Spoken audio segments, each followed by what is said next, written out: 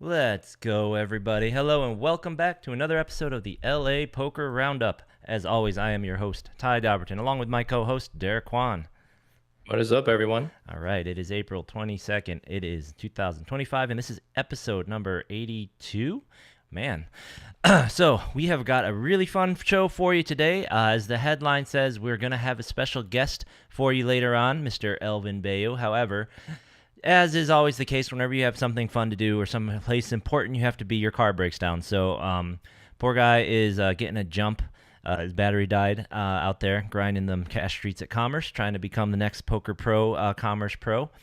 So he's going to join us once he gets back. He's just going to get back a little late and pop on in. So we will take care of the rest of our business before then, which is plenty. We are going to, as always, go over the results from around town. We'll have your roundup at the end. And in between all that, one of the reasons we're excited to have Elvyn on, aside from the fact that he is having one heck of a 14-month period, 15-month period, one for the ages around here, man, is that as a result of that, he is actually, and pretty sure he is still, it's going to be tight after the next results update, but he's on top of our Player of the Year race, which, if you have been watching, puts him just ahead of Mr. Derek Kwan. Yeah, So we pretty are. brutal. So Frank can get that link for you in there. It's off of our website as well. And we'll post it up when we start talking about it a little bit. But the Player of the Year race, it's starting to become a two-man race here at the top. We have a couple outliers who say that they are still in the running and will be popping in there, like a Mr. Rick Meshermill, but we'll cover that in a minute. So why don't we go ahead and get started with our results from around LA, around town, and around the world, really. I'm not familiar with Miss Michelle Skinner, but it says here from LA, and when you look at her Hendon mob, she has results from Los Angeles. So that is Los Angeles and not Louisiana, as Derek thought. So congratulations to Michelle Skinner, the winner of the Irish Poker Open Ladies Championship. Way to go, getting all the way out there, all the way to the Irish Open and taking it down. So way to go. Hopefully she still lives in LA, and we will see her around town coming up. Yeah, and if you recognize her, let us know because none of us do. Yeah. So hopefully this lights the fire, or she gets back into this, or maybe she did move away from LA, but according to this, she identified as a Los Angelan, or Angelino, Los Angelino. So I saw in the coverage a number of LA folks out there in Ireland. I'm a little surprised. I guess it's the place to be. I think I saw Mr. Ya Boy Stu, Mr. Stewart out there. So there were definitely some other blasters in the field. So very cool to see us represented all the way over there in Ireland. Before we come back to LA, just a shout out to Mr. Eugene Tito. I went up to Vegas to play at the Wins tournament this weekend, and although I did not cash, Eugene did. He ended up getting 42nd in that for $1,600. It was a 400K guarantee, so nice multi-day event. So congrats. I saw a whole bunch of LA folks playing up there. Played a number. I'd say played with Mir. I played with Mike Danley. I saw, obviously I saw Eugene. I saw Mr. Natividad up there. So a whole bunch of folks up there and just blasting away, representing. So way to go, Eugene. Nice work. Yeah, nice job, buddy. All right. So popping over to the bike, as we all know, the Winning on the Green series just finished up. Last episode, they were in the between figuring out the final table of the Mega Millions. Since then, we've got a couple things that have gone on. So let's take a look. I believe this is the start of the results since last week. And this would be the 5K High Roller. This was a new event this year, I do believe, right, Derek? They haven't run a 5K High Roller before, have they? They have So not. they had a 5K High Roller, and it only had 14 entries. But, first time they ran it, maybe it'll grow. Maybe it'll get some more interest moving forwards. But it ended with Pedro Noel Rodriguez defeating Andrew Ostapchenko, who I believe was one of the people who was really pushing to have this event and was being consulted on getting the event in a way that would hopefully attract more high rollers. So good to see his work paying off, but he ended up in second place here. So congrats to Pedro. He took home 37,000 for winning, and second place Andrew took home 21, basically 22,000. It looks like Amir was paid on the bubble. So congrats to those three in the first 5K high roller that I believe they've had at the bike. Yeah, I think Pedro Rodriguez has come up a lot in some of the big events. Seems to be a really good player. I played with him briefly before the Commerce, maybe last year, the year before that. Um, yeah, seems like a really solid player. It's also pretty funny, like the chips in the winners photo. Yeah, there's because so few, right? yeah, it's also like the lower denomination ones because obviously there were only 14 people, so they probably didn't get into the huge stack part of it. But yeah, congrats, buddy. Um, and I don't know what it is about the lighting or something, but man, this picture's kind of makes me laugh. He really looks like he was sort of green screened in there. It does, yeah. All right, so that's the 5K. Also, we had event number 41, the $360 Super Stack, 50K guaranteed. So that had 188 entries, and that ended in a four-way chop among Morris Gevorgian, Brian Columbia, and Larry Kwong. And the winner, the man in the photo here, chip leader Micah Sedmak, and he took home almost 13,000 for the big stack in that chop. So congratulations to Micah. Yep, and Mr. Franklin in number 8. Oh, there we go. Let's go through the rest of the final table. Fifth, Elaine Mahood. Sixth, Ann Liu. Two ladies in the final table. Way to go. Seventh, Joel Bartolome. Eighth, Mr. Franklin. That's going to get him some points. I'm pretty sure this one counted. It was 50K. And 9, Hrar Danielian. So congrats to the whole final table. Nice work. All right. And nice work to the #1 field reporter. Absolutely. He's killing it, man. It must be good luck to do that work. This is how we're paying him, and good luck. Frank also went the extra mile to get pictures or pull pictures, I don't know which it was, from the Survivor events, because these last couple Survivor events were quite large. So this event, number 42, was the 2200 Survivor, so the winners were going to get 20K. And this one only had, 24 entries, it looks like. So the top two here were Jared Kowalski and Peter Cross in the picture here. They each got 20K for being the final two survivors. And Mr. George Ferrero, he had to deal with the leftover consolation third place of $8,000. So congratulations to you guys. Yeah, too bad Frank wasn't around for mine because you could have had me and Eric Lindgren in a dual winners photo for our Survivor, but that's okay. Man, yep, Frank missed out on an opportunity there. Hopping back to the Mega Millions, this was an interesting day 4. Is this day 4? Day 4. Interesting day 4. So as we were closing in, we were noting the chip leads and the final folks at this table. And when they came back for day 4, it ended up not really being a day of poker. It was more of a day of negotiation because apparently they did not play a single hand that day.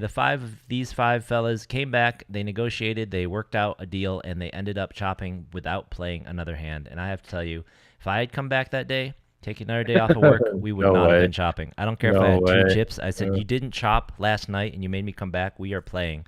We are playing. That's weird. If I have 10 chips, I'm going to fold and make you play for 2 hours. And if I have 2 chips, I'm jamming every hand and hopefully I run it up. It's weird that they showed up and did that. Like, I wonder why they didn't just deal the night before.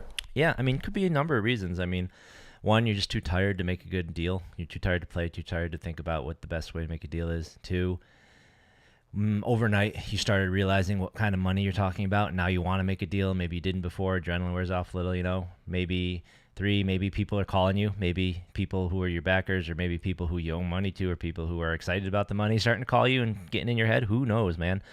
Who knows? But congrats to all these guys. First place in getting a banner on the wall is Lamb Tyson Wynn. He took home $230,000. Great win. Nice job. I'm pretty sure that's by far his biggest score. Second place in the chop, Michael Casella, $201,000. A little extra change there. Third, Bizad Terani. Fourth, Nicholas Browning, $127,500. And then fifth, Jeremy Mintz, getting $100K, and that's not a bad deal considering he came into the final day with $3.2 million, which I'm not sure how many big blinds that is, but I have to think it's less than 10 single digits because that's a massive disparity between his stack and Lamb's when they went into that day. Yeah. Yep. Yeah, but nice work to Lamb because he's been doing really well. He final tabled the thing that I won, Yep. and he's gone deep a lot. So definitely seems to be improving his game. Yeah, he's So been good doing job, really buddy. great this year. Really great. Yeah. And this one won't count for our player of the year, so you guys don't have to worry about him. But I do think, yeah, in a lot of these 1Ks, he's been killing it. Now, the rest of the final table, also good job. I don't think we covered their exits because they hadn't all busted by the time we did our show last week. So congratulations in 6th place for Xiao Guo. 7th place, Quincy Vassar. 8th place, Dylan Nahor. And 9th place, Chris Klodnicki. So way to go, all of them. And a couple other names that did cash this thing. John Smith, 43rd. Salzburg, 40th. Maria Ho got 29th. I haven't seen her at one of our events in a while, so cool to see her come out. Yeah. Triet Win got 23rd, and Uncle Paul got 18th. Mark Robinson got 13th, and Evgeny Serenov bubbled the final table. He chopped up one of the earlier events in this series, so he's having a great winning on the green. So congrats to all those folks. Yeah, nice work. Big one. Yep. All right, moving on. We had the event 43, which was the $2,000 buy-in bounty with a 1K bounty apiece. There were 25 players in this, and 3 of them got the money, plus whatever bounties they ended up with. Winner, Samvel Gaspoyan. 2nd place, Nader Arfai. And 3rd place, Andrew Wisdom. So congrats to all of them. That also, I think, is the first time they've run an event like that. A 2K bounty event with 1K bounties right off the bat. Yeah, I kind of like that they aim for some higher rollers at the end of the series to kind of capture some of the people who bought in, and obviously direct day 2 to the mega. I think it's a good idea. Yeah, it's the right idea. I think these kind of things you kind of have to get the word out. I don't think it was really well advertised, right? I don't think putting your schedule out counts as advertising it, especially since schedules come out so close to the dates here. So aside That was from one of the things I pointed out about the 1K too, was that Mark, it's not just the double bag bonuses, but I do think there was a marketing problem. These things get lost, right? And I just made that comparison to like Gardens and Cabin. Every time they had one of those 1Ks, it was like the flagship thing. Yep. It was constantly being promoted just in your face all the time across like all the social media, the website, everything. So they kind of got to go that far. And yeah, so if it's not the bike account, then Jeff Thompson, I'm happy to help to kind of uplift his followers to make sure that he's blasting more and more stuff out off of his Twitter account to make sure that we're broadcasting these things a little bit better. Yeah, no, for sure. And you got to start early and you got to be consistent for sure. But Yeah. the other thing is if you just run certain events over and over and over again at the same time, people will start to remember and expect them. Sure. So that also helps a little bit there. So that's kind of the other Yeah. way you can do it. However, I think that's more expensive because you're going to run a bunch of smaller events that just don't happen. But in the final trophy event, the Heroes event, event 44, that turned into Torse instead of Horse because, triple draw is just more fun than Limit Hold'em. That had 26 players and ended up in a heads-up chop between Taxi and Quack, two super regulars, two guys that we always see on the felt. And apparently, Quack gave Frank some Guile vibes, and he decided to put the pick up. That's pretty great. I like it. So congratulations, Q, on the win and the trophy. He took home $4,600 for that. Taxi, $3,900. 3rd place, Alan Meyerson, adding to his massive lifetime cashes. 4th place, Jason Brawl, and 5th place, Joel Tushnet. Nice work, everyone. All right. Another survivor. We had Sammy here. Looks like we pulled a picture from a different event where he was sporting the LA Poker Roundup outfit. Love it.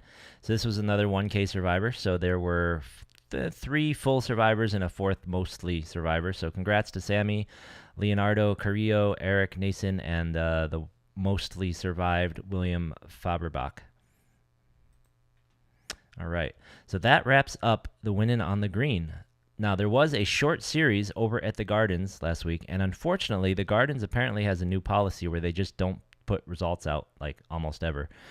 So we had to rely on field reporting. We had to rely on self-reporting, but we got some stuff here. Luckily, we knew the winner of the seniors event, I believe, right? The seniors event, he's in the chat. He's a legend at the Gardens. This is a great little one to walk out on if he so chooses.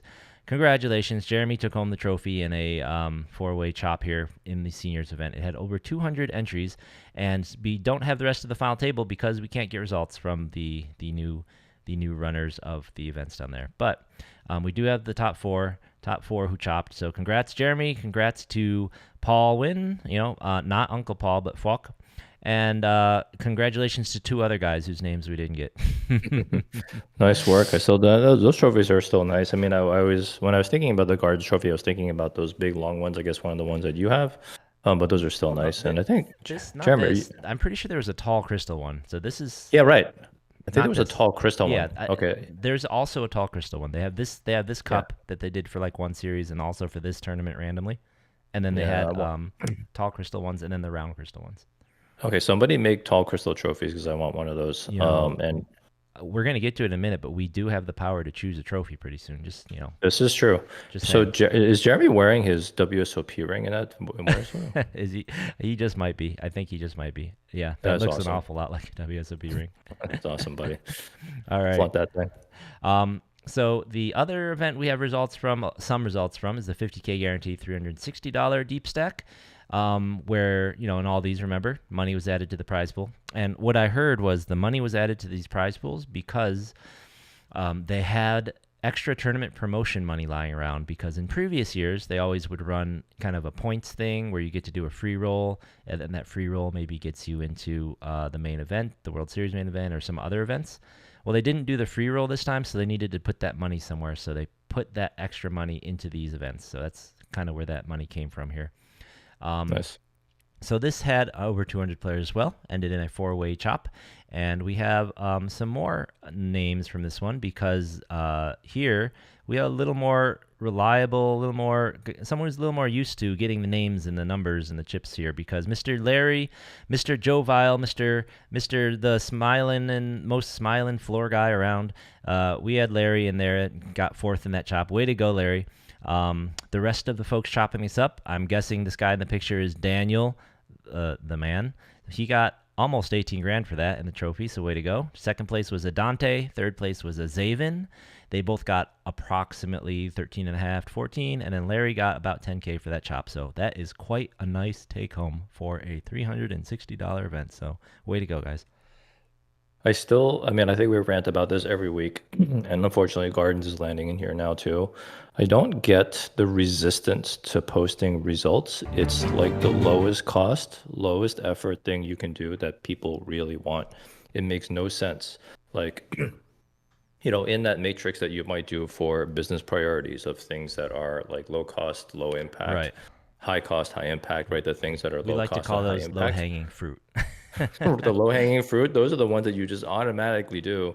I don't understand this. It's like extreme resistance. It's almost like you have to resist doing it because you have the results. You have to resist posting them, and I don't get it. I don't either. And I don't. When you're talking to those people in the suits, it's like there's only 2 reasons you would not do that, right? I mean 3, but we've already established it's not really work, right? It's not like extra effort, especially since you can literally. Frank was begging them, just give Frank the results. He'll post them for you. You have no work. Just spin your computer screen around, let him write down the names and turn it around, right? Oh my gosh. And so it's not the work. So the only 2 reasons would be like, A, you're afraid of getting sued, in which case, what? How could you be sued? They signed up for a tournament, which you would have a sign out. They have signs out all the time, like you're getting photographed. We have signs like you signed up for a tournament. I have your information. It's not your private information. It's my event. I own the results. So where's your problem there? And then the other one is that you think you're going to drive away a bunch of business, and you're not going to drive away business. Guy wins a tournament at your event, at your place. He's not going to not come back because you wrote his name down. He thinks he's lucky there. He's coming back every time. There's zero chance that you are a suit in a major casino and you think that last one. There's no way that you could possibly think that. I don't know about that. I mean, it doesn't make any sense, especially if you're a suit. Like if you got to that level, like there's no way. But the second thing about getting, I don't know. I just don't know. I mean, you can just lean on how many casinos are out there, not only just in the United States, but across the world, who all just report results. And they do it all the time. There's literally a public website called Hendon Mob that has all the results of almost like every tournament that's ever been run. And it's a pretty popular website. and you think that there's like some danger to it. Like none of it makes any sense. Yeah. None of this makes any sense. Please just post the results. For the love of God. I would be willing to bet that there would be a large percentage of those suits who you would be showing Hendon Mob to for the very first time. I can't. Guarantee it. Guarantee that at I can't. at least 40% of the suits in these places that don't post have no idea what a Hendon Mob is. I can't. All right. So the last event we had results for, the big one, the 100K, the big Saturday event. Perfect segue into our guest because it was won by none other than Elvyn Bello. This event had 353 entries. The final prize pool for this thing was 155K. Huge. First prize was, I think, slated to be nearly 50 grand, like 46,000 or something before these chops. Ended in a 3-way chop. And Elvyn, who is coming in right now, so weird. It's so weird that he knew we were talking about him and he just joined. Yep, he took home the win. So let's see here. We've got Elvyn taking home 37.7 in this one-day event here, and fantastic. We don't have the names of the other folks who chopped, but they will eventually be in Hendon, at least I hope. It looks like. So it looks. I mean, like I saw it in the comments in one of the posts. Hey, what's up, Elvyn? Elvyn, we can hear you. Are you gonna have video for us today? Oh, can you hear us? Hello. So this is the danger while he's coming on. I don't think we can make the assumption they're going to post on Hendon because Jeff in one of the comments I saw was saying like since Cabin's left they put 0 results up on Hendon. I know they had kind of verbally said that they were going to do it. I don't believe it actually, so I don't know. Yeah, I mean it's a believe it when we see it kind of thing. Oop, did he say he can't? I can't hear anything. Oh, that's not good. So we'll try and work through his. Yeah, we'll try and work through his tech issues as we're going here. I will. Why don't you try and troubleshoot him on the chat, Derek, while I bring up the Player of the Year stuff. All right. So while we get Elvin's tech problems sorted out here, let's take a look. The last post that was put up here by Frank, he's just kind of recapping where we're at with the Player of the Year. Let me see, because I'm new with this. Yep. So, unfortunately for Elvyn, if Derek is right, and Derek might just be saying this as wishful thinking, because if they do not post to Hendon, I will not be importing those results into our Player of the Year race, because that was one of the requirements for us to for me to incorporate the events. And I'm of course, using my laptop computer, and I don't have it with my headphone on my phone. I can connect, my headphone with the Bluetooth. So. Yep, so we're still working through Elvin's issues here. We'll get him soon. We can hear him, we can see him, we just can't. He just can't hear us. I can hear you guys. Hold on. Let me pull the volume up. So if that does not get counted, that will help Derek immensely in winning our Player of the Year. As you can see, as of the last couple events of the winning on the green, Elvyn had barely a 9. What is this? 6, about a 12-point lead on Derek. So with that win, that would be a significant little boost for Elvyn. Now Derek also added some points with one of the later events, I believe, but definitely not the kind of points you'll be getting from a win like that. So I think. Yeah, I think my bike results actually put me ahead in first place for a little bit. I cannot hear you guys. Let's see. We'll have to figure this out in a minute. You guys. Yep. Apologies for those out there. Usually we handle this before the show, but as we said, Elvyn was having some car trouble. We had to get him in a second. So Elvyn, actually, if you guys don't mind, let me just do it. So Elvyn, do you see on the little Discord? Wait, he can't hear us, can he? He can't hear us. Oh, that's right. Yeah, you have to type it. That's what I'm saying. You have to type it. Hold on. All right, so he's going to get headphones and hoping that works. But yeah, I believe hopefully it's just a matter of selecting the device in his settings. So when he comes back, we'll try and get him that. Queue up some tech help text chats there, Derek. So yeah, as you can see from the, oh, I'm sorry. You know what? There's one more result I don't want to miss. There's one more result we do have from the commerce, Here we go. One last result from last Saturday at the Commerce. They All right. crossed 50K All in their right. prize pool. And here Now we we go. good. Dean Bolt Oh, passed all Thank you. right. All right. Hey, Sorry, Elvyn. I apologize. All right, we're good. So, just one sec. I'm finishing off the results that we're going through, and then we'll hop right over and get in it with you, man. So the last result I was going over here was the Saturday tournament at Commerce. They had 50,600 in the prize pool, over double their guarantee, and first place went to Dean Bolt. Congratulations to Dean. It was a three-way chop between Dean Bolt, Sung Song, and Andre Paltinian. Also in the top final table here, we had Yuval Shafir, Marshall Cooper, Nasud Simno, Saul Romero, Brian Columbia, and James Zalaika. So congrats to everybody on that final table. And if you want to see these results, the Commerce guys in Cairo have been continuing to update the Commerce Casino blog with the big Saturday event results. So go ahead and hop on over there if you want to be keeping up with those. All right. So welcome to the show, Elvyn. So we did not do a full intro yet, so let me introduce you real quickly to those who are unfamiliar. So for those of you who are catching us and who do not play around LA, probably unfamiliar with this man, but you will not be for long, I am sure. And even if you aren't from LA, you may still know him because he's been having one heck of a year.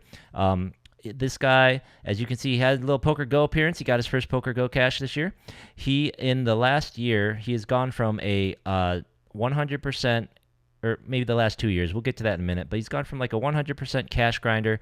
We'll get to this, probably someone who has said they'd never play tournaments, to someone who I believe is now more or less exclusively playing tournaments. So let's just take a look at this. In the last, just since, what is the earliest one? Since May. Let's just say just since May last year in 2024, Elvyn here has a 300K score at Commerce, 150, almost 150K score at the WPT main event this last December, a $70,000 score at the Win Millions just this last March, nearly 40,000 score at the circuit here at Commerce, and then a nearly 40,000 score again at the Win last June, a couple $30,000 scores back in November and January. So one huge winter here. And this is, if you look at this man's stats, he's only been doing this since 2023. He just barely got started there. So this is a crazy come up here, and it is only the beginning. So we're really excited. I'm embarrassed to say I did not know that you could sort by column header in Pendulum. Yeah, it's pretty useful, man. It's pretty useful when you're trying to give somebody some shine. Oh. All right, so welcome, you can also Elvyn. Sort by place and see all the first places you have. Yeah, that's cool. Oh, you mean when you were trying to figure out how many final tables people had, you were just going down and counting? Come on. Yep. All right, Elvyn. So yeah, welcome. It's awesome to have you on. It's awesome. It's been long overdue too. Rumor on the street was that you were feeling a little bit shy with your results, and hopefully that was motivational for you. And that's we can say part of this big run up is wanting to come on here and be what's the word? Be one of our better guests. First of all, thank you guys for having me. It's a pleasure for me to be here, and to be interviewed by you guys. To be honest, I wasn't that shy. I just wanted, to hit, the 1 million, score, before I get, to the interview, and everything. Well, hold on. You're and 18,000 away. I think we may have to wait 10 minutes at the pace you're going in order to get to the million. So let me just wait 10 more minutes, and you'll be there. All right. No, with my score, with the last score that I Oh yeah, won, that's not reported yet. Yeah. yeah, they haven't reported it, but I went over, the million, and honestly, it's been kind of hard, this journey, in tournament, because tournaments are brutal, You don't have to tell us and that. they get you. You guys been there, before, but tournaments are, at the beginning, when I first start tournament, honestly, I almost quit. It was because my brother told me, and he got me into tournaments too, I was a cash player for over 17 years, and my brother 2 years ago, he told me, let's try some tournaments, and I didn't want to play honestly because I heard people talking, and saying, that sometimes in tournaments, you play 3 days and you don't even cash. So you don't, when you are a cash player, that you're doing pretty good, and you heard stories, from other people that you play a tournament for 3 days and you're not gonna cash, you won't have any motivation, to play tournaments. You know what I'm saying? Yeah, that's right. Yeah, until that first time you play for 3 days and you walk away with $300,000, though, right? Yeah, Then how do yeah. you feel about it? To be honest, it was a great feeling, being there, and made that final table at the LAPC 10K main event. Um, but to be honest, I've been getting ready for those kind of moments. Many people are kind of surprised, that I'm making things happen, but I've been getting ready. Someone the other day asked me, were you nervous, playing that final table? And to be honest with you, I wasn't nervous at all. I feel, like I've been trying to get ready for this kind of moments. And in January, early January this year, I went to the Poker Go because I wanted to feel, the pressure, with those professional poker players, and to be honest, they test you, they Yep. put you on a test, you know, every single play that you make, they look at you, they try to intimidate you, and honestly, I learned a lot because I wanted to feel, the pressure with those kind of player, and that's honestly what helped me, to be so calm, when I had those kind of spot, and like let's put it like that, like a final table at LAPC, and then the the next week I went to the wing and made another final table, and it helped me a lot to be competing with those great players. How would you, threw a couple descriptions out there, but how would you describe the difference? Some other things you might describe, or what would you say is the feel, you know, between playing like a 1K here in LA and playing what you're playing at the Poker Go studio? Would you say it's like a huge gap? Would you say it's just kind of like a personality thing? Would you say did you feel like there was a big skill gap, or was it really just kind of that presence, that intimidation kind of factor? To be honest with you, in LA we have a lot of talent, a lot of good players, great players, that I watch, every single time we play because I learn, let's say, from you, from let's say Larry Kwan, falling, fall, Paul, many other players, let's say Sammy, they're example for our community, and all those guys. For me, to be honest, I learned from them, and I got in my game, I got a little bit of the, of them because the way they play, the way they approach, the game.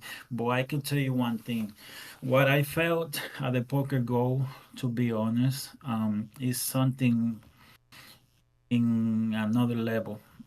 Because those people take you to another level. In LA, there's good players, but playing with those top pro, over there, is insane. And I Yeah. told my brother when I went over there, um, I'm here playing with this guy, and what I learned here, I won't learn it, if I don't leave it, like I had to leave it, I had to be there, I had to feel the pressure, that they putting you, when they put you in a tough spot and you perform, because it's not easy, And it's how we get better, buddy. I mean, you have to challenge yourself. You gotta, you know, challenge better competition all the time. I always say that literally when I leave LA, go to Vegas or the World Series, even though the World Series itself is pretty soft.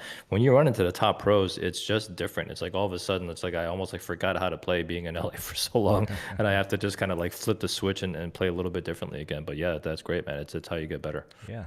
So Yeah, honestly, they make you play better. Yeah. They challenge you to play better, and you want to play better because you want to perform, you know, good. The way that Mhm. you wanted them to see you. And many players, many pro tell me, you playing pretty good. I like the way you play. That's awesome. And that's awesome when you hear things like that. You know what I'm saying? Yeah, it's validation. It's validation that you're doing good things, right? yeah.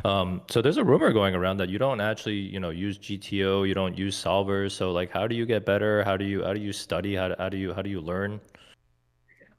To be honest with you, I'm against the GTO. Uh-huh. I know there's a lot of people that help, their game, and there's a lot of things that I don't agree with GTO. That's why, I don't even want to touch it. You know what I'm saying? But my game, I learned a lot from a cash player called David Chan. Mm. He's a great player. He helped, a lot for me to improve my game. But honestly, I watch a lot of videos in Triton, Yeah. and but one thing that is helping me a lot is watching Edgar Mateo, my favorite player, Yeah. doing the Mind of the Pro. Inside the Mind of the You Pro. know, Yep, that's a great yeah, series. inside the Mind of the Pro. To be honest, it helped me a lot. To see how he thinks. And how to approach other players. And I've been writing a lot too, um, learning from the mistakes, that we make every single day because um, I've been, having a lot of tough spot, a lot of tournament, that I made a mistake and I said, you know what, let's write it down, but also um, I had to say this. I speak to my brother every single day about poker, about getting better, about about the game, that we need to get better, that we need to improve, so we can perform in the future, and have a really success career in poker. Yeah, so no, that's awesome. And you mentioned your brother again here. I know all the folks here local. We all know that if you're not if you're not already pretty good friends with you guys, for a lot of folks it's hard to tell which is which, and it's kind of a running joke about the Bayo twins running around and being able to switch and who you're playing against. So, real quick, just for all the listeners, I know there's a couple cheats, a couple hacks to know which one is which. You want to tell the folks how to easily tell who's who? It's really easy. The thing is that people don't pay attention. My brother always wear an Apple Watch, Mm-hmm. and I don't. I have a couple watches, but I don't like to play with watch. All right. Um, his name is Alvin with the A, and remember, he's always wearing the Apple, Yeah, It's Apple very Watch. it's So very easy to check razors with that because you can just wear an Apple Watch and we I know, won't know. right? But no, that's No, great. and a lot of people ask me, "Who are you? Are you the one that score? Are you the one that's better?" And to be honest with you, um, I think my brother time will come soon.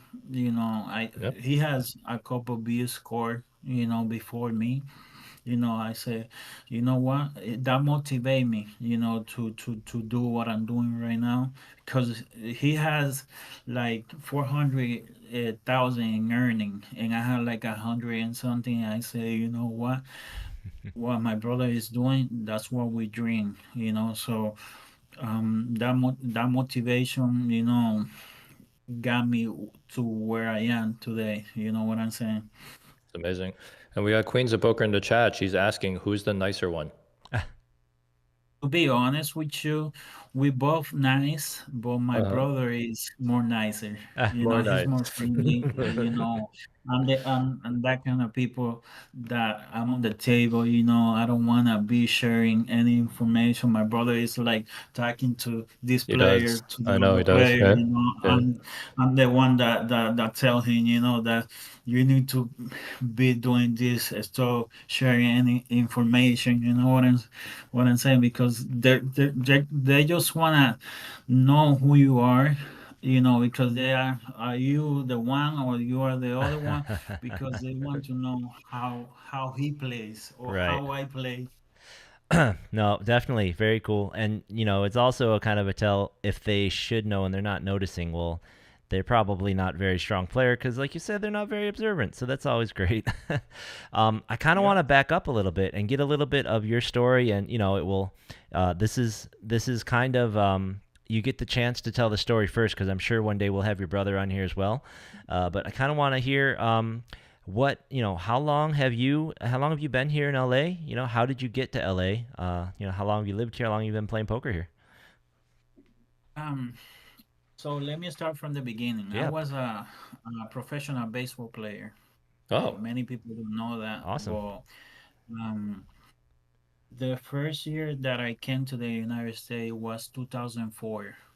I went to New York for like 3 months, and I told my dad, you know what, I want to continue, playing baseball. So, California has a great weather, for baseball. New Yep. York, it's too cold.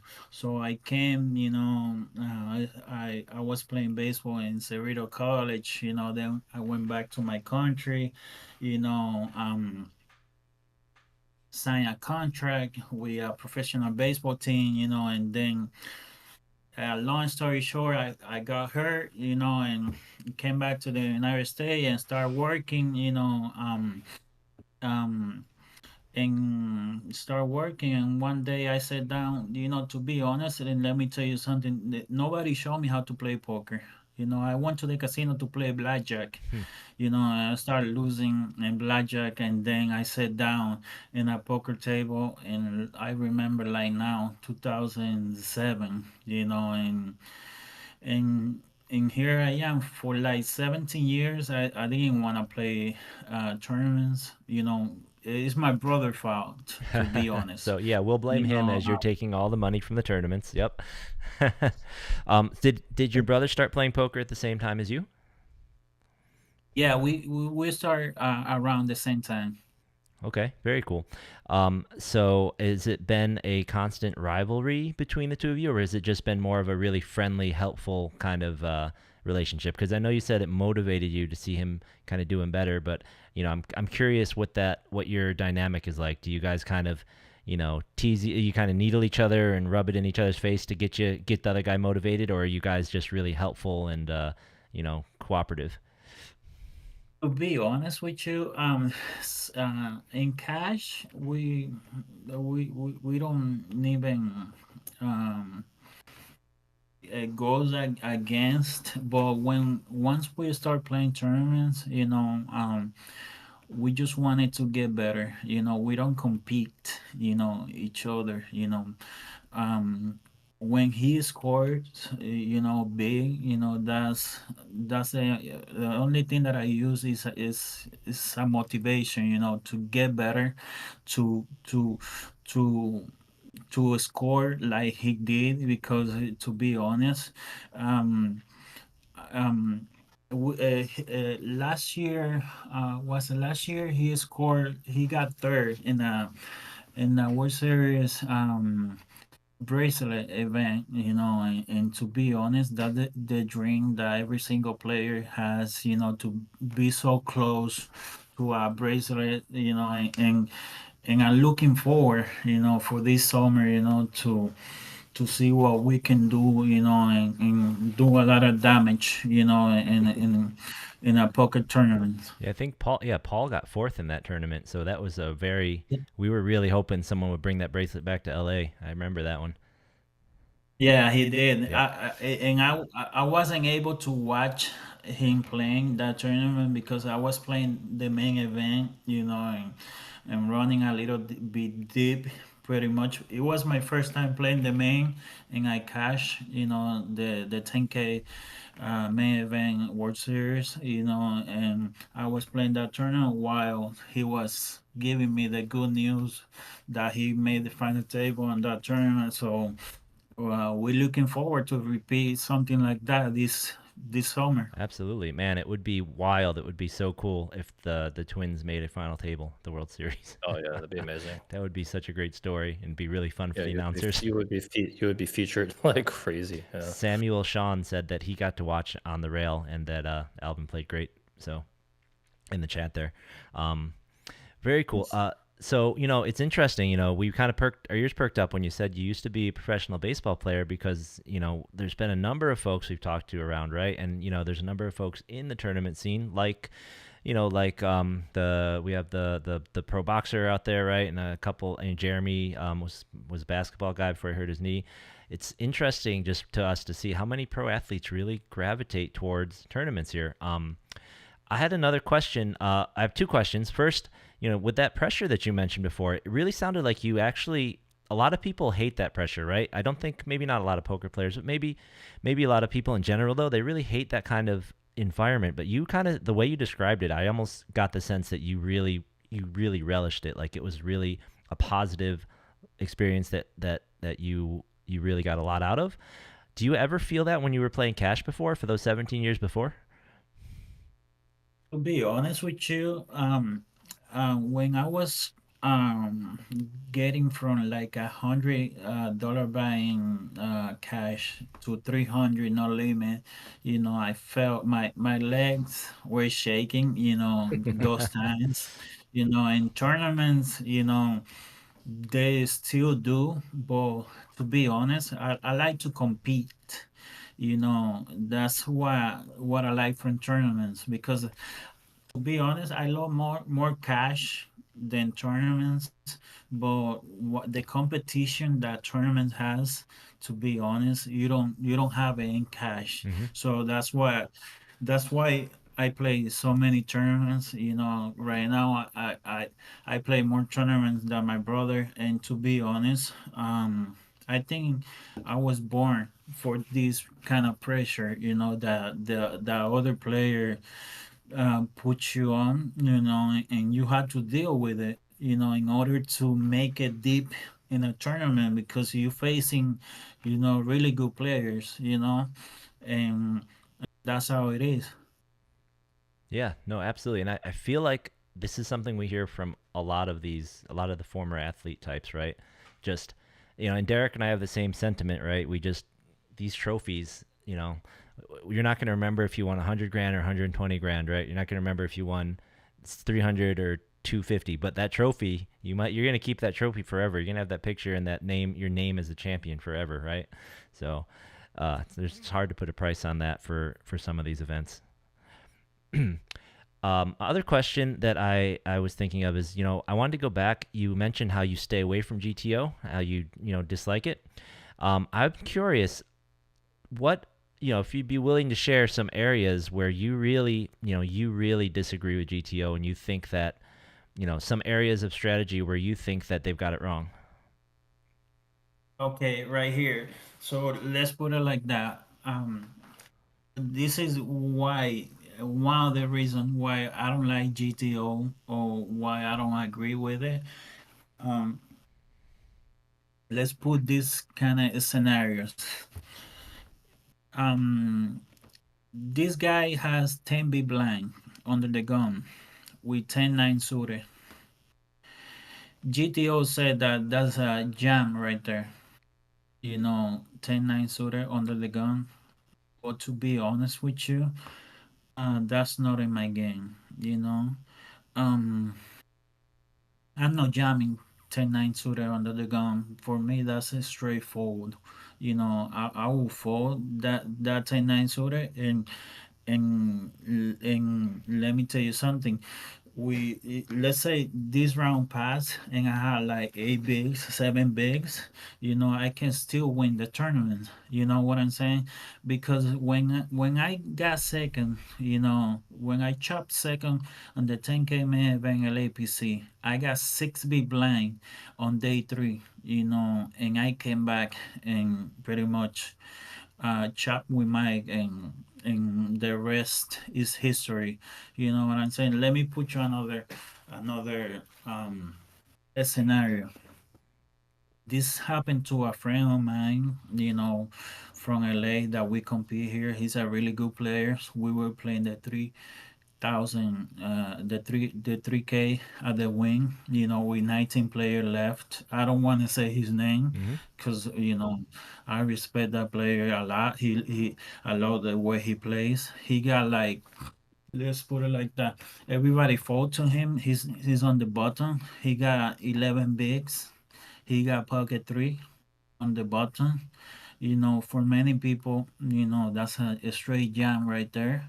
To be honest, um, I I I've been kind of watching videos. The players that they used to be successful in the past, and I saw Jake Schindler. Yep.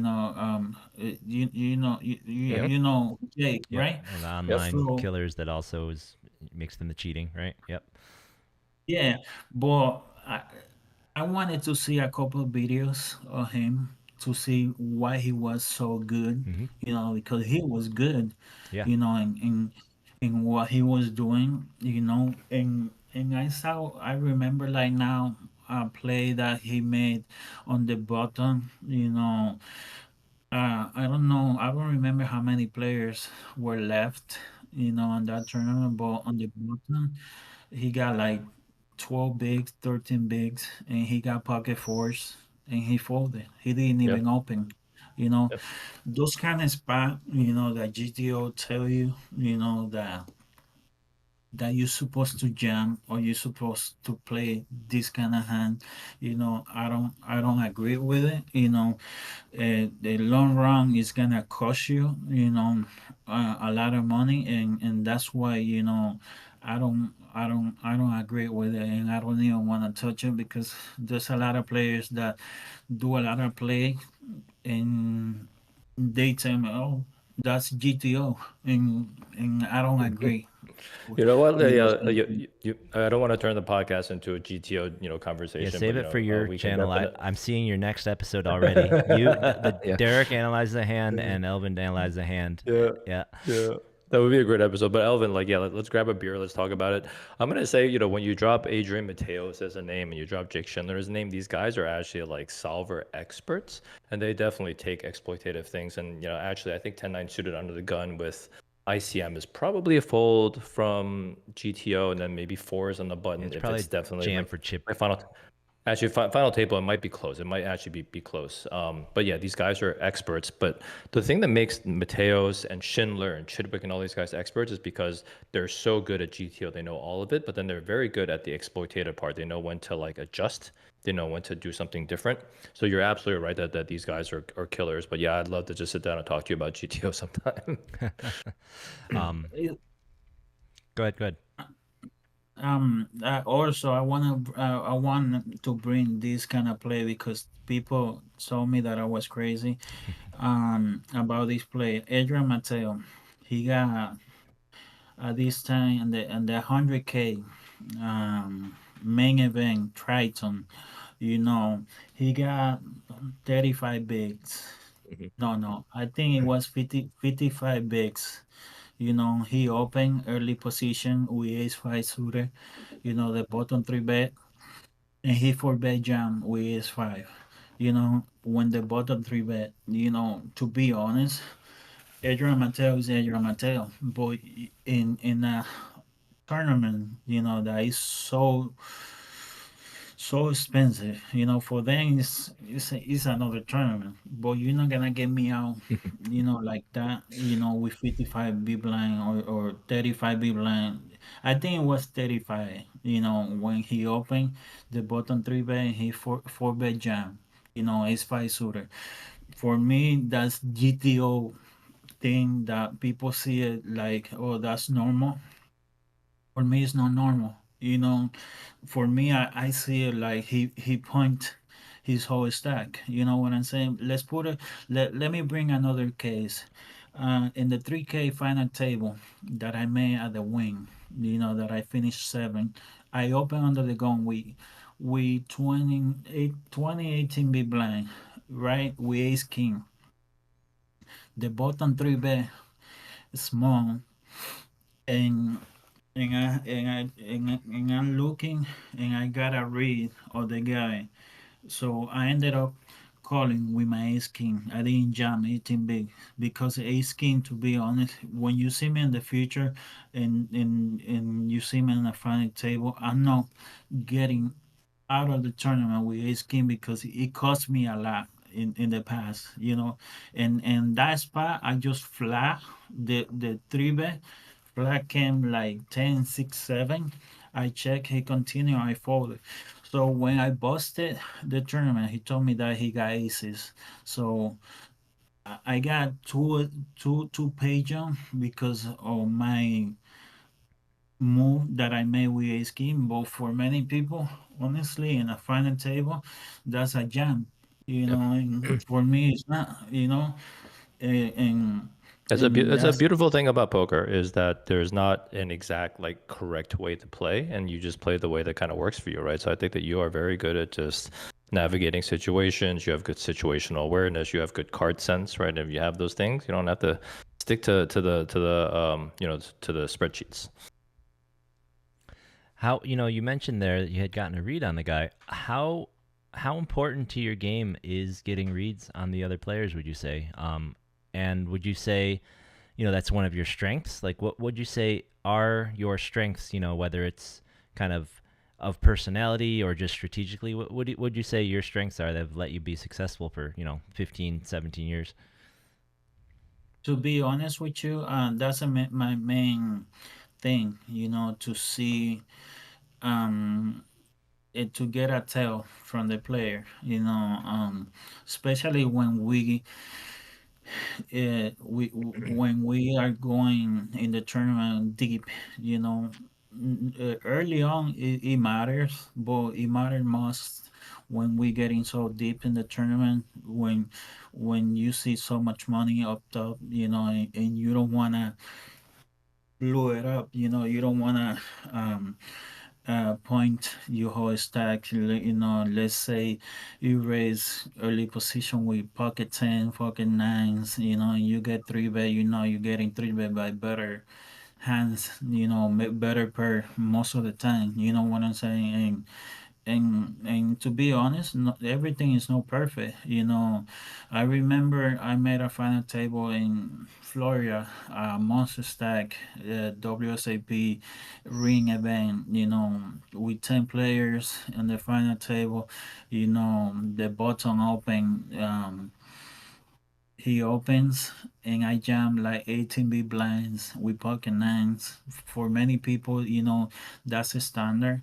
But to be honest, when I went to the conclusion that this guy opened on the bottom, he's like third in chips. I'm like six on chips, and there's a lot of ace king, and more people short stacks. For me, that was a mistake, that I made, jamming 18 big blind with pocket nine when the bottom open. The bottom could be opening really light, but um, you can call right there. You have like 18 big blind, and those things, you learn those things uh, while you playing, because you don't learn, oh, do this and that, you have to live, inside the game, and see and live everything, that you learning from it, learning from the mistake, and apply that in the future. No, absolutely. Another thing that kind of struck me when you're talking about how you were studying, watching these videos, watching Mateo's, and I think being able to kind of get reads and feels off of folks. I think that I feel like you're the kind of person who's really good at getting into somebody else's head, right? Kind of feeling like, all right, if I was that person, how would I, how is that person thinking right now? And to think like them so that you can kind of really evaluate not just what they're doing, but like you can think, all right, I feel like this is how he's thinking, this is how he's seeing the game.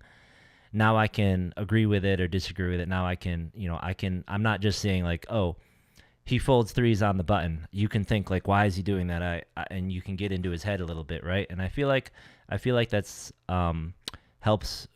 That kind of personality is going to help you get those reads as well. You see people playing, and you can really get a feel for like, what are they thinking right now? What are they feeling right now, right? And I think that's definitely a really big strength for live poker.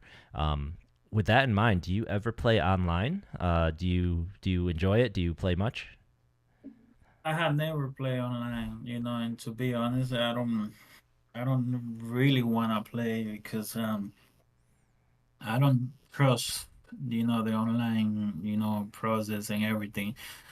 Somebody can have the master key, and set you up. That's what the way I think, but many people tell me, oh, you saying that right now, but in the future, I'm gonna see you play online and this and that. I just like to play live poker. I like Yeah. to look at other people, reaction, the way, they're approaching, the gang, and how they're doing things. No, very cool. Yeah, honestly, I was expecting that answer. I just wanted to ask it. And I'm the same way. I've said it before. I hate playing online. I do it just because it's convenient. Derek doesn't mind. You know, he's more.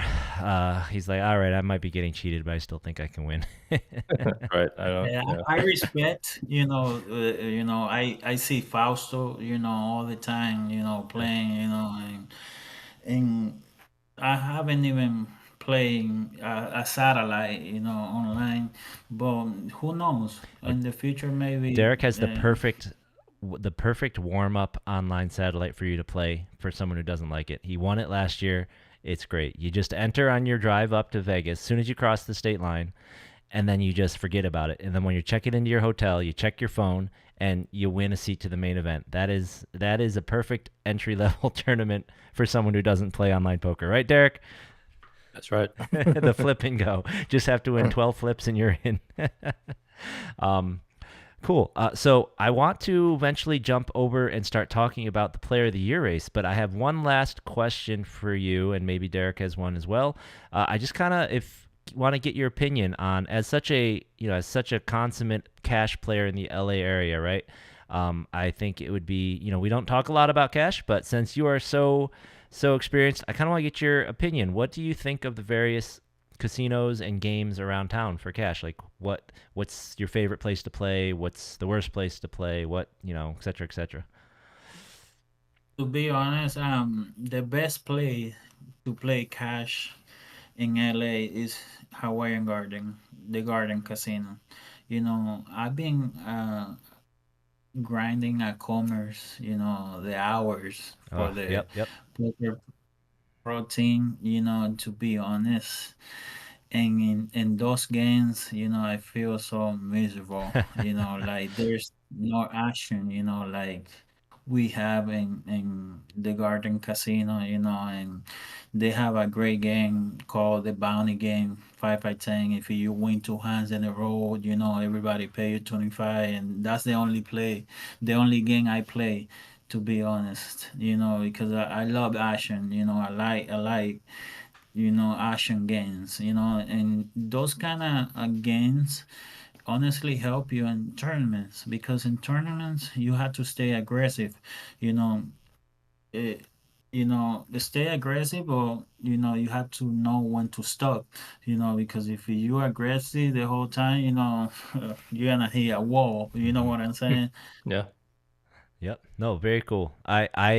You are not the first, not the second, not the. You're probably not the eighth person. I probably heard 10 people tell me how miserable grinding hours at Commerce is, which is just it's unfortunate because there's such a huge room, but you definitely a common sentiment. You got to really earn that free roll seat if you're gonna get the Yeah, hours at Commerce. for sure. All right, cool. Derek, you got another question before I pivot this over to our Player of the Year? No, let's go. All Let's right. go with player of the So year. you mentioned before how competitive that you are and how much you like that competition. When did you get wind of our Player of the Year, and when did you get wind that you were, at what point did you start climbing up the ranks high enough to care? Do you remember? To be honest with you, I wasn't even pay attention, about the player of the year or the points and or anything like that. Um, I just find out when you guys posted, at the LA Random, Yep. Instagram Yep. page, So Frank, and Frank was telling you there, huh? Yep. yeah, to be honest, I don't even worry about getting the points. I just want to get my job done. You know what I'm saying? And I just wanted to compete. With all these guys. All these great tournament player from LA. Let's put it like that. Peter Cross. Rudy Cervantes. Derek, Utah, all these players, that play here in LA, I just wanted to to compete, and be better every day, because honestly, they made me better. When people congratulate me about the 10K LAPC at Commerce, you know, there's so many players that I got a little bit from them, like the way they play, the way they handle, themselves, even Eugene Tito, he helped me a lot, he gave me a lot of advice, Tony too. Those people, are good, for our poker community. They want to see you shine, and they give you, a lot of advice, that you don't forget. Yeah, absolutely. And I don't know if you've taken a closer look at it, but I'm just gonna read up. You've hit a lot of the names in here. I kind of wanted to just highlight. I think that this has been doing a really good job of what we wanted it to do, which is highlight those people, that the types of people you're mentioning. So let me read off some names, and you kind of just give us a yay or a nay or your opinion on if this list is doing a good job, right? So we've got you currently. You're number one, Derek number two, number three, Fuquin, Franklin in four, Uncle Paul in five, Mark Fiorentino in six, Armin Pokasian in seventh, Rick Meshamil in eighth. In ninth, we have Anthony Marquez. In 10th, Beth Hall. In 11th, Lam Win. In 12th, Masood Escandiari. 13th, Michael Nia. 14th, Aaron Zhang. 15th, Alex Avila. 16th, Eugene Tito. 17th, Thuy Win, Tony. 18th, Alexander Farahi. 19th, Rudy Cervantes. 20th, me. 21st is Kwok Lee, is Q. So I'll stop there. But and then honorable mentions. You got Fausto down in 27th. You got Andy Garcia in 23rd. We've got a bunch of other names that you would probably recognize. But what do you think of our top 20 or so? This is a pretty good representation of folks that you would tell people to keep an eye on around, right? To be honest, there's so many good players right there, and there's a lot of players that are there missing on the top, 30, the top 40, because to be honest, I don't see one of the best. Here If Peter it, Cross. oh yeah, yeah. Peter and Um, Andrew don't get on the list because they just don't play here enough, I believe. And enough, yep, right? yep. So they only come for the bigger events, so they don't Yeah. put the Yeah. volume in to get the points for our list. But yep. So like Peter and Yeah, Andrew but Ostapchenko, they just come and win the big ones, right? yeah, they just come and win the big one. They Yeah, don't want to play with the little kids. yeah, yeah. Yeah, Peter, Andrew, Anthony Marquez, he's one of the guy that I look up to. He gave me a lot of advice. Um, Rudy, I compete a lot with Rudy. I think Alexander Ferrari, is amazing. He's really good He's been every so time I consistent the last, yeah. Yep, really fantastic. consistent. Every time I play with him, I kind of look, how he play his hand, what he does, because he's been around, pretty much for me a long time because I only been almost 2 years playing tournaments, so from all Mark Florentino, I like the way he plays. Yeah. I watch, every single thing that he does because honestly, he runs so deep on the bikes tournaments and Hmm. he makes so many chips. So um, sometimes you just wanna see how they do it, so you can take little things from everybody. Yeah, absolutely. Speaking of taking things from everybody, we got someone in the chat who's trying to give you some needles that you can't see because you're not on our thing. So let me just get your opinion here. So a little a curly-haired fella named David Uvidov. He's got a few words for you in the chat. He says. He's asking, "Are you planning on winning a tournament outright soon?" He says he hears you're very good at chopping, and so That's my boy David. The thing is, to be honest, I'm new to tournaments, and if you get me back to that LAPC 1-2, me and Michael, 2 player left. To be honest, if you put me on right now, I want. If you tell me, oh, let's chop it, I would have chopped it, but play at least for the trophy, But since I didn't have any experience, with that, because many people tell me, "Oh, you didn't win the tournaments," and for me, I'm a winner, you know. I chopped, 1-2. I know he got the trophy, and it means a lot to him. yeah, Mike's a legend of the At LA that game for time, sure. it wasn't. Yeah.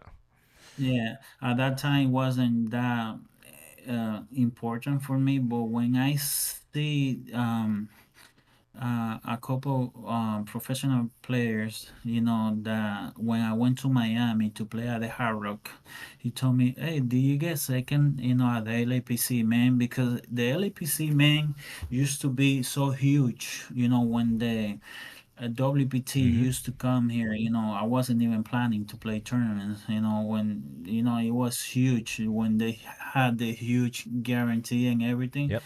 and I didn't know that trophy means so much to other players. So um, to be honest, I'm glad I went to a great guy. Michael is a great guy. Hmm. He's always playing with us. He's a great guy for our poker community. And I'm glad it went to him. Yeah. No, we were all pretty happy to see the top two, especially since you guys booted Faraz in third. We, as Right. cool as Faraz seems, we did not want someone rolling into town, out of town pro coming in. We're super happy to see you two taking down 1 and 2. It was really fun. Um, so yeah, so I'm glad to hear that you have you agree that this list has a lot of great locals and good respect. And yeah, of course, even if we went down to 50, it's still going to leave some people out. But so taking a closer look at the top, though, what I kind of wanted to talk about a little bit was you and Derek, according to this list, have a good 400 point lead on third place, and that's pretty substantial. 400 points in our system is like, it's.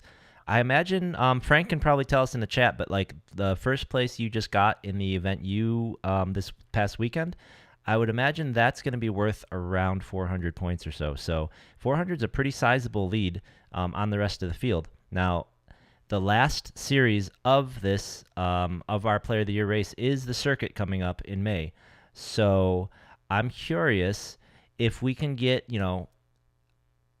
if we can get a little bit of competition going between you and Derek, because really, if one of you pushes and the other doesn't, you're kind of a shoo-in. Now, I think even without this competition, even without the Player of the Year, you both would fire pretty much everything. But pretty much all of the ring events that are No Limit Hold'em are going to be counting for this, and I think it would be really fun to keep everyone posted, to try and maybe start doing some back of the envelope updates every event to really let people know how this race is shaping up, especially if you guys get close. Now, once the next set of points come out, if Derek is left in the dust, maybe it'll be less fun. But right now, I mean, you guys are 12 points apart according to this. This could be really fun, a really fun competition. I mean, it could be really, really neat to see you guys going deep in the same event or going in the main, and this could be deciding not only that, but our Player of the Year. I mean, come on, that's got to get you a little bit excited to have this secondary. Like, this is a year-long honor and our very first one, right? I mean, this has got to add a little bit of juice to this final series, right? Let's do it. To be honest, I'm ready to compete. I like the way Derek, you know, play. I remember he was playing and at the wing, and where there were like 9 players, 7 player left. Yep. And we were talking a little bit I about remember. Yep. the final table. I wanted him to take it down. And I want to see my people shine. In our poker community shine, because when I see people making deep run, and we play so many time, that motivation, to do better, and let's do it, Derek. I'm ready, man. I'm ready, buddy. Let's go. Yeah, so, and it's not Let's just compete. you guys. Look, in the chat, we got Rudy saying he's coming for you, Elvyn. We got Alex saying it's going to be a sweaty. Alex Avia saying he's going to be a sweaty final series. So look, guys, let's get these guys talking. Let's get on Twitter. But you two, what about? I think I'm looking for side bets here. I want to see a side bet here for you two, and just to get an idea of the kind I'm looking for. I don't want to see big money exchange hand. I want to see stuff like this. Derek and I need to settle and figure out what our bet is for the attendance for the World Series. You can't see this, Elvyn, unless you have our stream open, but you'll be able to visualize it. So when I lost that bet to Derek last circuit, I had to wear that I Love Derek hat round for a series. I think you remember that. You probably saw me in that, right, Elvyn? So I'm thinking if I win this World Series poker attendance bet with Derek, then I think during Legends for the last one of the main events or one of the day twos, I think we're gonna have to get Derek this Bulbasaur onesie. Those kind of costume onesies, those cartoon onesies you see. I think we might have to get him this Bulbasaur onesie to wear for one of the days of events. This is the kind of bet I'm talking about. That looks extremely warm, so we'll have to see how it. Yeah, but look at that. It's styling. See, you're gonna. So this is what I'm talking about. Maybe we have some creative thoughts in the chat. I don't know if you guys if it was a bet with. The wrong button, man. If it was a bet with, say, Jeremy, it'd be easy. We just make him wear some Yankee stuff if he loses, right? I know Derek is a New York guy, and I know we always see the Bayos out there with LA stuff, with Dodger stuff. So maybe a bet like that, but I don't know, maybe you guys think of something fun. At the very least, I was thinking we could talk a little bit about the trophies, because Derek and I still haven't picked out what the trophy's going to be. We haven't gone out and bought one now. That's true. I'm kind of partial to like these WWE belts. I kind of like that. But what do you guys think? What kind of trophy would really get your heart moving here, Elvyn? We got the crystals. I know Derek was really, really hoping to get one of these crystals from the gardens that you now have.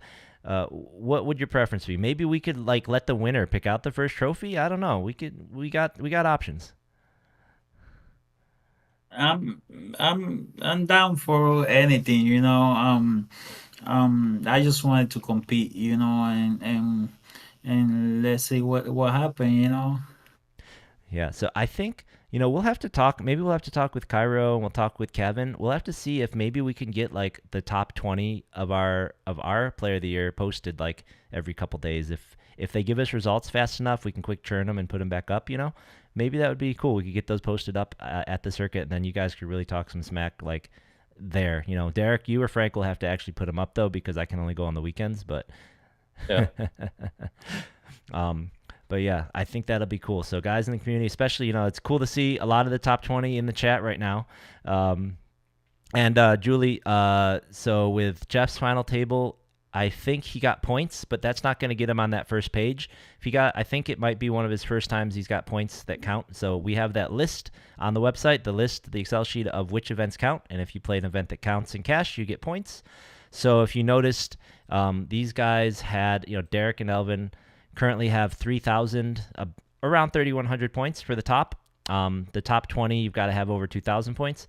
And, final tabling, one of those other events probably will get you a couple hundred. So you can definitely go to the site and check the sheet, though. He can search for his name and see where he's at. But we're currently tracking well over 2,000 unique cashers in LA. Currently, we're at 2,275 unique cashers here, I think, at the or wait, maybe there's more. Add rows to the bottom. Well, at least that many people. So that's quite a few. So even being in the middle of the pack, still a pretty big accomplishment as far as doing this. Go to our website and click on the Player of the Year, Julie. Just go to the LAPokerRoundup.com and there's a Player of the Year section. All right. Very cool, man. So we're all looking forward to that. That's going to be really fun going to the circuit. I think that's going to add some extra punch.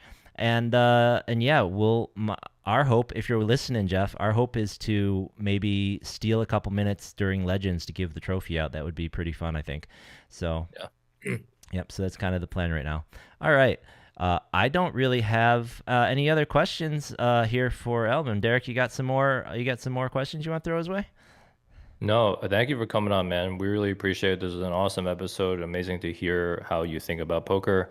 I'm sure people in the chat love hearing your thought process too. For somebody who's has so much success in such a short period of time, man, I'm looking forward to competing with you for the rest of the way for this POY. Yeah.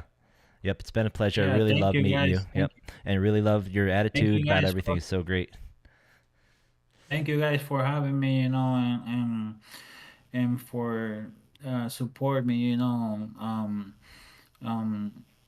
this is, to be honest, just the beginning, and there's gonna be more from me, and my brother and everybody, that trust in me and in my poker skills. Yep, absolutely. Yep, and this was the whole point to make the show is to get people, get people just like you, get them their spotlight. And what we've said this before. One of the things I really love about tournament poker is when I bust, even if I haven't busted yet, there's no reason I can't be rooting as hard as I can for all the other people, all the other great folks that I'm playing with here and that I know. There's no reason that one person's success is not taken away from someone else's unless we're heads up. Other than that, there's no reason I can't be cheering, and we will be cheering for you, man. Yeah, thank you guys, and I'm looking forward to see you shining too. Because you guys play amazing too. You too, man. Awesome, and great. So we will wrap things up here with our roundup. So we will let you go, and yeah, we will see you. Actually, probably we may not see you for a few weekends. I have a feeling you're going to be just grinding that Commerce cash and playing some cash until the circuit comes around. I am grinding those hours, but I think this weekend I'm going to Texas. Oh. To try the 2 million guarantee that they have over there and Awesome. see Nice. what's up. So I'll keep my personal reporter Frank Lin that Yep. always, support me. Absolutely. And always is the news. Yep. I'm gonna go over there to try for the first time and see if I can bring the trophy back to LA. All right, man. We will be following for sure. Yeah, give Frank those updates. We will keep everyone posted, and we'll be pulling for you, man. Good luck. All right, thank you guys. All right. Thank you, man. All right, we'll see you, man. Awesome. Thank you. Thank you for having me. Bye-bye. All right. So that was awesome, man. I've never had a prolonged conversation with Elvyn. Seems like an Yeah. awesome dude. Really cool. Really glad to have had him on. So that is most of our time. Let us hop on over to the roundup.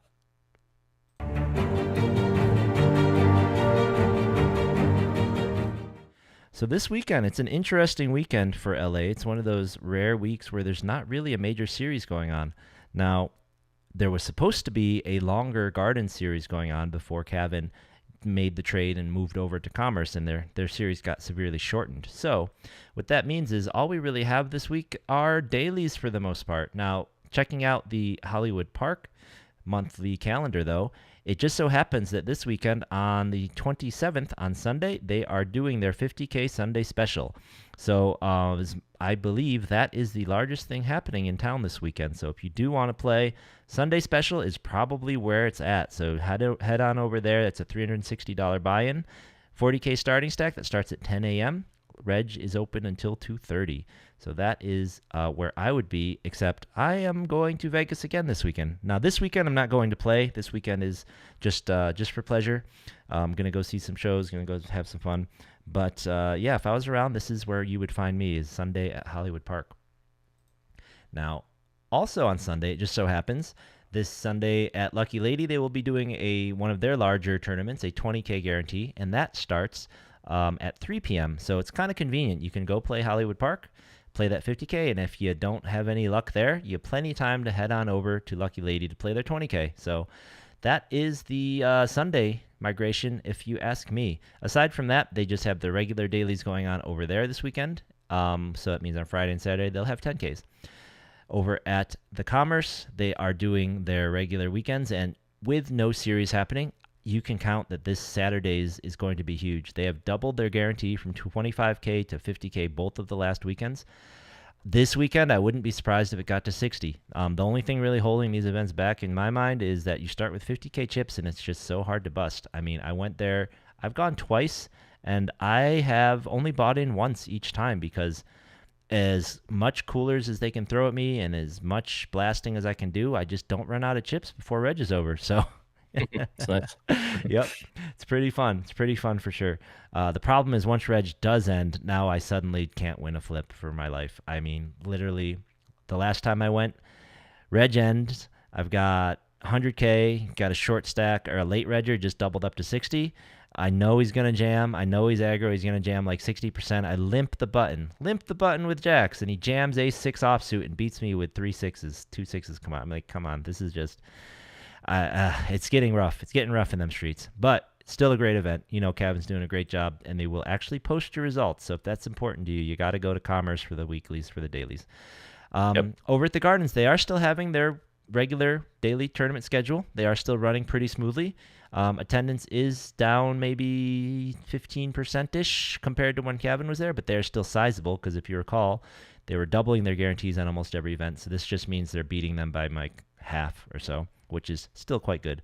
So this weekend they have the regulars. They have the 2 on Friday, and they have their Saturday and Sunday events as usual, which are, I believe, bounties on Sunday, and Saturday is the 10K guarantee, $130 one. So to note, the bike is not doing their weekend kind of daily tournaments right now.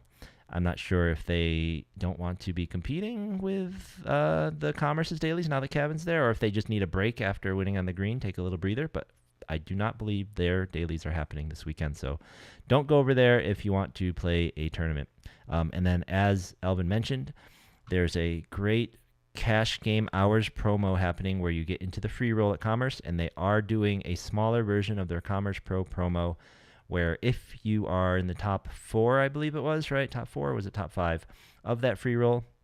In addition to the money from the free roll, you will get a tournament package worth around $24,000, which includes a main event seat to the World Series of Poker. So that is definitely something that is worth winning if you are already going to play some cash and you are willing to sit through the misery and what did he say? he didn't say pain, but he said he definitely used some some adjectives on what playing cash there was. I think miserable is what he said. I think sitting through the misery to get the hours. All right. Cool. Well, that's all we have for you this week. Sorry again for the mild technical difficulties when Elvyn popped in, but it's been that kind of night for the poor guy. He had car trouble, had a little bit of microphone trouble, and then we got him sorted out, though. So that's all I got, man. Derek, where do you play in this weekend? Anywhere? Are we finally going to get you out there to Hollywood Park, or are you just going to sit at home and be on your computer? Well, on Sunday, I actually have plans, so definitely not playing on Sunday. But yeah, I am probably going to fire to try to get to day 2 of the Venom on ACR, so we'll see how that goes. What day is day 2? Monday. Monday? Okay, so you could potentially do that before Sunday and still go to the Gardens, right? This is true, not the Gardens, to the Hollywood Park. Very true, but very unlikely. All right, yeah, I'm just checking. According to Duke, there's a 40K guarantee at the bike this weekend. Where are you seeing that? Put a link in the chat, man. I don't know what 40K is happening at the bike this weekend, unless it's a free roll of some sort, because winning on the green is over and they have no dailies advertised. So I'm not sure what you're talking about, but ask Duke. He apparently knows something. So that's all we got for you this week, guys. Thanks for tuning in. Thank you again, Elvyn. And yeah, we will. I won't see you at the tables this weekend, so I can't even say it. But if you're on ACR, Derek will see you, and I would not be surprised if you saw Frank and Jeremy out there in those dailies. So you'll see somebody. Yeah. All right, guys. We'll see you. See you at the tables, everyone.